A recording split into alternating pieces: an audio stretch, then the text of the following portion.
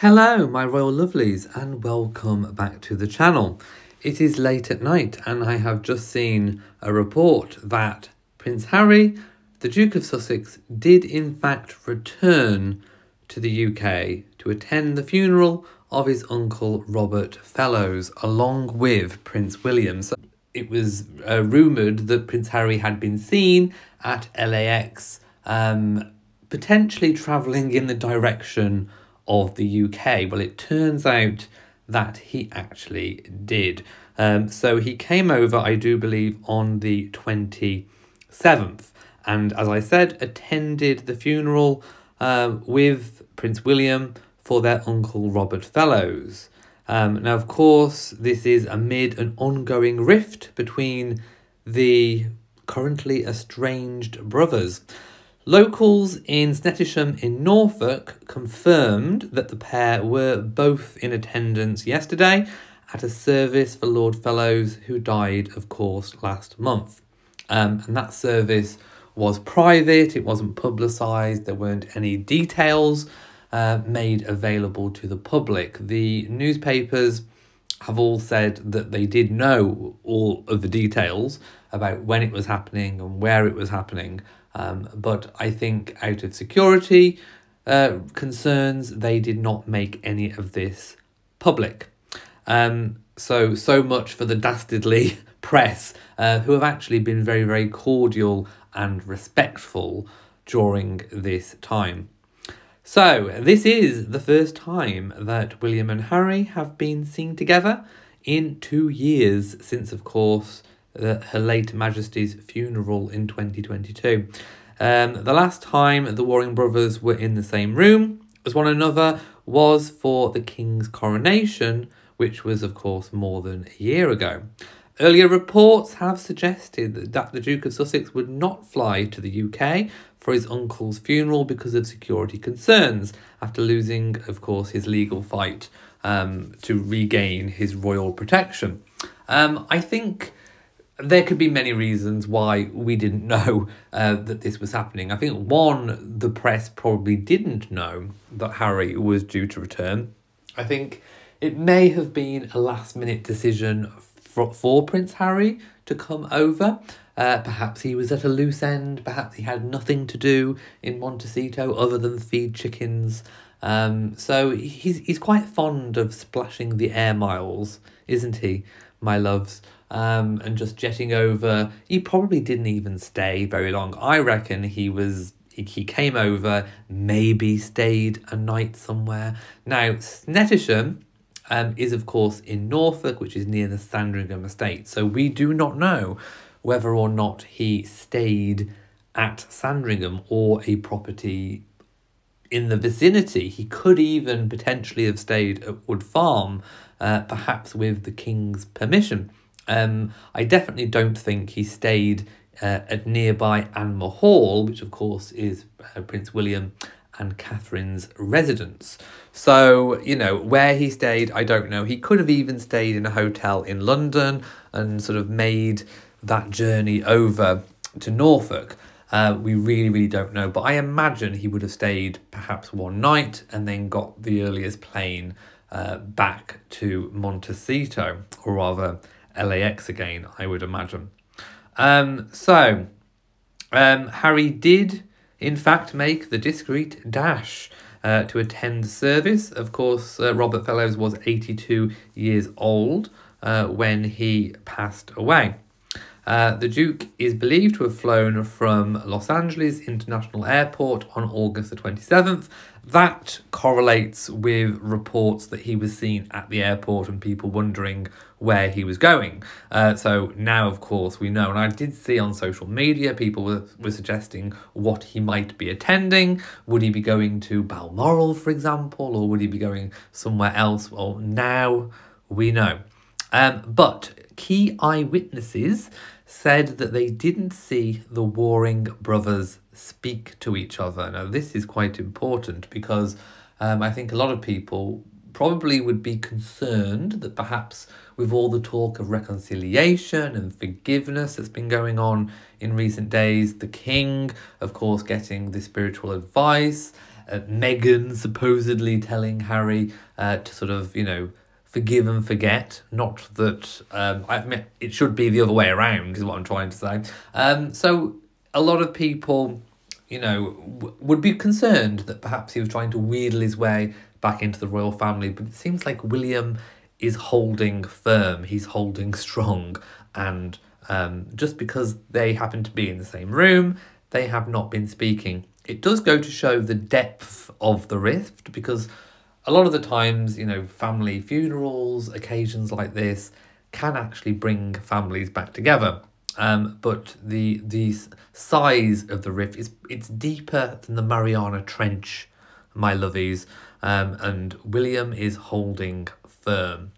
A local told a publication, "I didn't know they were there. They arrived very discreetly." I imagine Harry probably would have had royal protection. Obviously, it is given now on an ad hoc basis rather than automatic right. Another said, "William and Harry were both there, but we never saw them speak to each other, and they were keeping their distance." That's a key thing.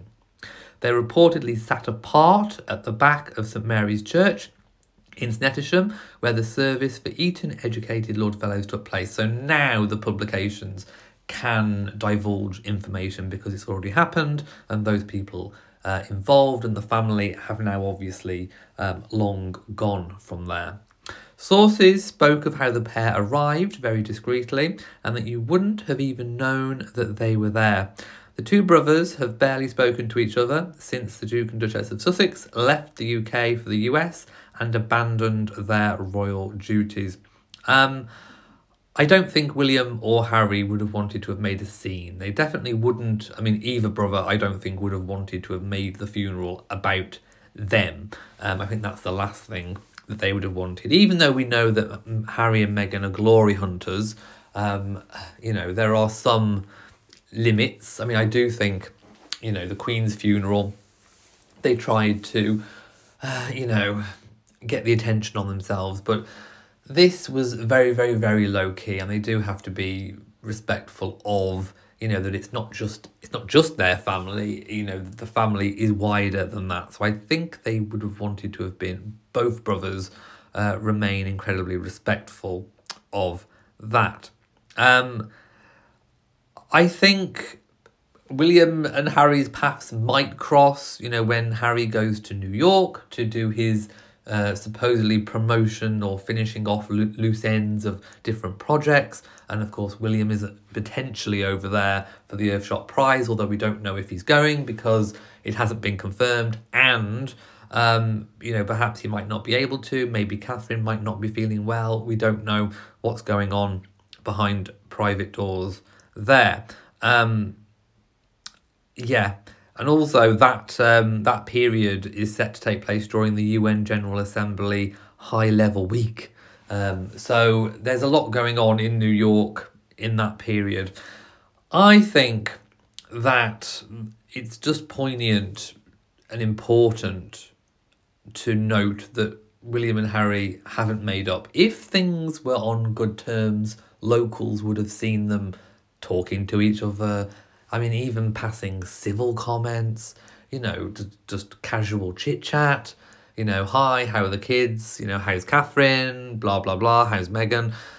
Apparently there was none of that. And I think that is exceptionally telling. The rift is most definitely still on. And this doesn't fill me with, great joy, but at the same time, I don't think that Harry and Meghan are ready to be forgiven. I don't think that this forgiveness that perhaps spiritual leaders are advising, or I think Meghan is just opportunistic. They desperately want back into the royal fold, but they are being kept at arm's length. And I think that is just so wise because it's not genuine.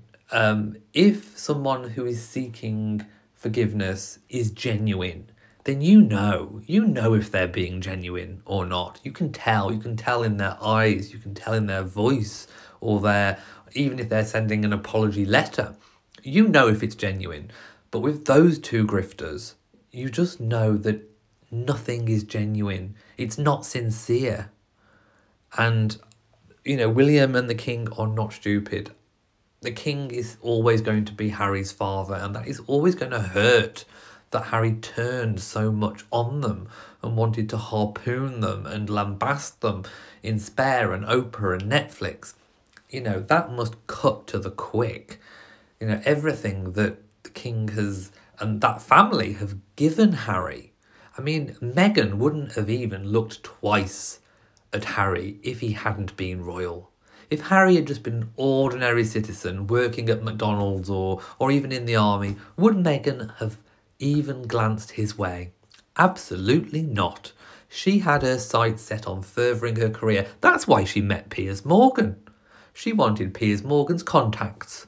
That's what she wanted. She wanted his little black book of contacts. She wanted to grift her way to the top. But then along came Harry. And the rest is history, as they say. Right, I'm going to go now because I am sat in my greenhouse at 2 a.m. in the morning, trying not to wake Matt in the house.